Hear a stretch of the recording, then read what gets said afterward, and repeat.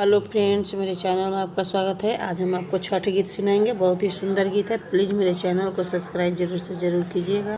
कहाँ में उगेलन सूरज मल, कहाँ में होला अंजोर, कहाँ में होला अंजोर, कहाँ में उगेलन आदित मल, कहाँ में होला अंजोर, कहाँ में होला अंजोर, स्वर्ग में उगेलन सूरज मल, कुरखते भइले अंजोर, स्वर्ग में उगेलन आदित मल, कुरखते होला अंजोर, कुरखते होला अंजोर,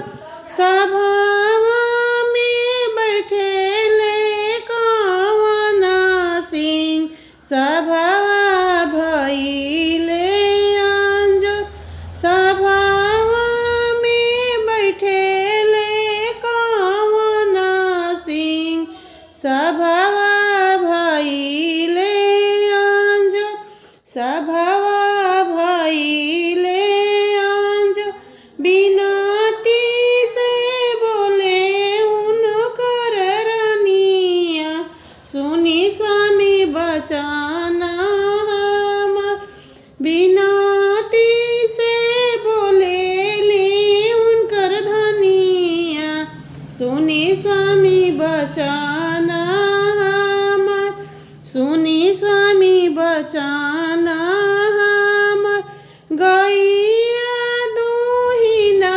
सकरा हे भइल